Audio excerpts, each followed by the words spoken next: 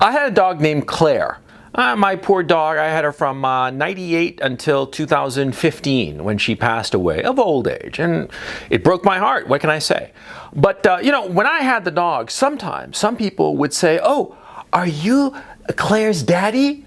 And I'd be like, "No, I am not this dog's daddy. I am its owner. It is a dog. I am a human being. No, I did not father this dog.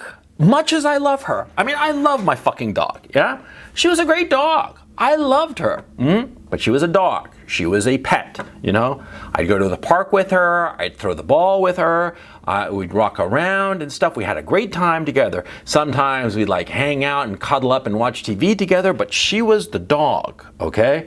I love my dog, but she was the dog, not my child. But see, a lot of women make this confusion. A lot of women, yeah, they are the mommy of their dog. Now, what the hell you think is happening, huh? I'll give you 3 guesses, but you're only going to need one. Yeah, the dog is a child substitute, of course, but not always. That's the interesting thing. It's not always that the dog is a child substitute. See, you run into some woman who's got like a little chihuahua or one of those little rat-like dogs. I don't know the names of them. I don't care to know the names of them because I'm never going to own such a dog, If I wanted to own a rat as a pet, I'd get a rat, not a yapping rat, which is even more annoying, you know what I'm saying? But anyway, the women who own such dogs, those are child substitutes. I mean, notice they spend all kinds of money on the dog, with the little outfits and crap, just as if the dog, the Chihuahua, were a child. Yeah, and they put it in like little purses and such. And what do they call them? There's a great saying. They're called purse puppies. Yeah. They're child substitutes, and that's pretty obvious. And it's usually extremely selfish women who are just going around riding their cock carousel and having a great old time, right? Before they hit the wall, inevitably, of course. But anyway, they're riding the cock carousel. They don't have time for a kid, they've got the time for the abortion, but not the kid, right? But so they get the Chihuahua to assuage these maternal instincts that they have, and they walk around in their high heels and all made up, with their hair all perfect, and with a little purse with a little dog in it. Yeah, that's a child substitute. But what about the women with those really big dogs? Oh yeah, you know what I'm talking about. Notice, women who own dogs, they don't own like the in-between dogs. No, they own either like little Chihuahuas and little rat-like dogs, or they own those really big dogs. Why do you think that is, huh? What do you think is going on there, huh? Huh? It's a weird sex thing. That's it. That's what's going on, okay? She's got this weird relationship that borders on the sexual and perhaps sometimes crosses over into the sexual with the animal. It happens all the time. Now, I personally didn't believe this until the advent of the internet. I mean, the internet, boy oh boy, does it teach you stuff. When I first heard this notion that there were a lot of women who would go into sexual play with their pets, with their dogs. I heard this back in the 90s. I thought, this is a lie. They're just pulling my chain, No way are women performing fellatio on a dog, for crying out loud. No way are they letting a dog, give them cunnilingus. No possible way. This is not possible. And of course, the internet arrived, and with its arrival, we discovered all kinds of perversions. And what I just described was the least of it, huh? A lot of women.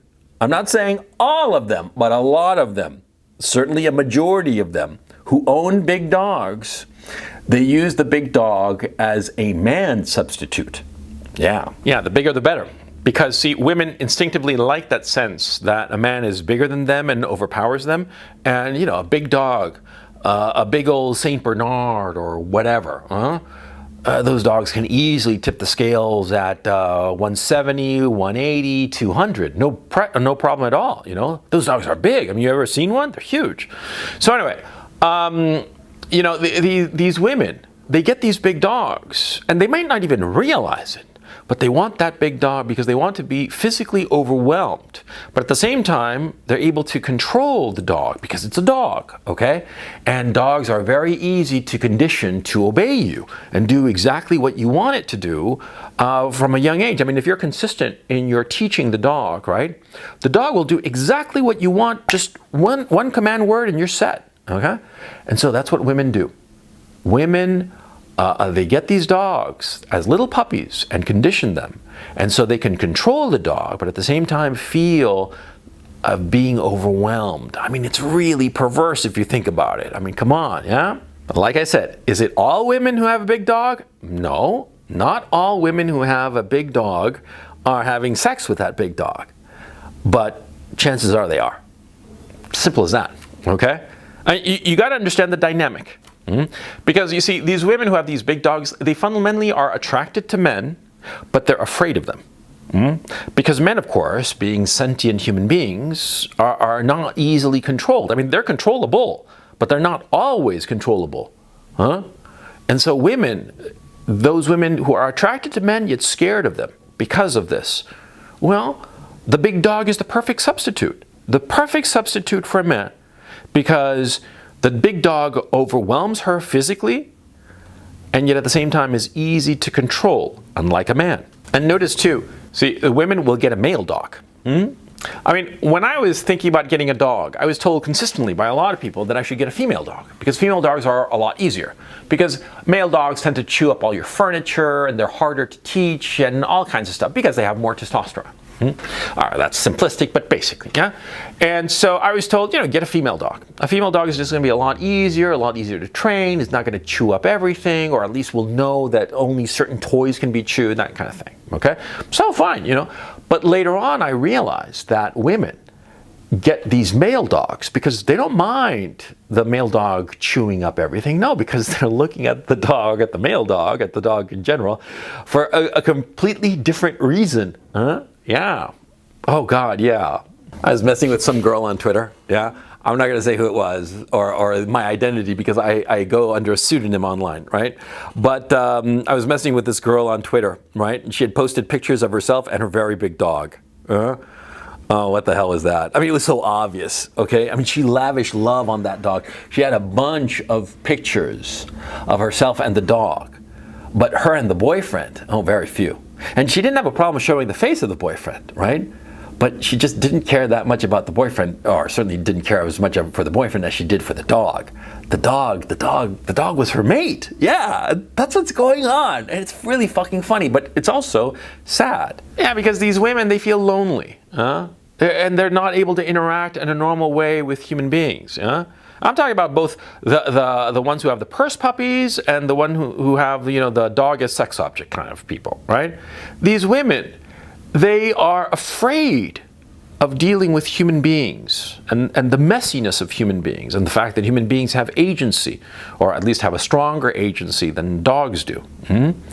They're afraid of that agency of the child, of the man, and so they substitute the child that they desire, that they hunger for. They substitute that for a chihuahua.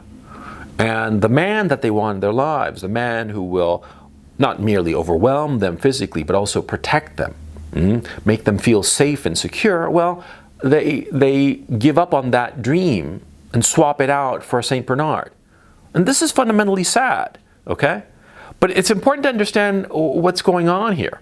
See, these dog moms, I mean, like I said, they're funny, but it's also sad.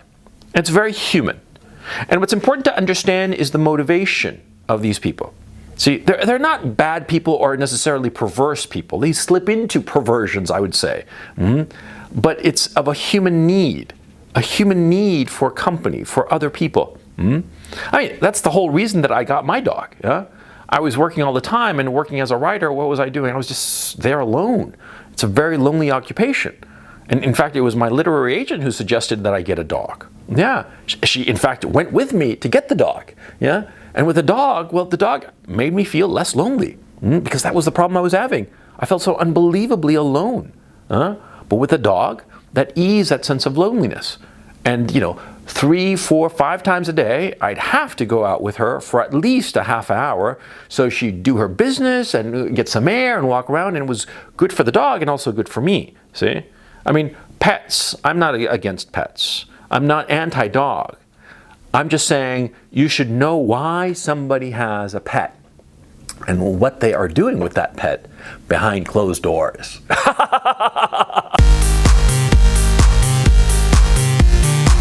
Thank you so much for watching this video. I hope you enjoyed it, and I'll be posting more videos on the regular. In the meantime, please check out my Patreon. Link is in the description below. There, I have been religious in posting 1 new video every week and 1 weekly webinar every Sunday. It's a call-in show. I take questions and comments and critiques from listeners who are members, of course. So please go check it out. Like I said, link is in the description below. Thanks very much, and I will catch you next time.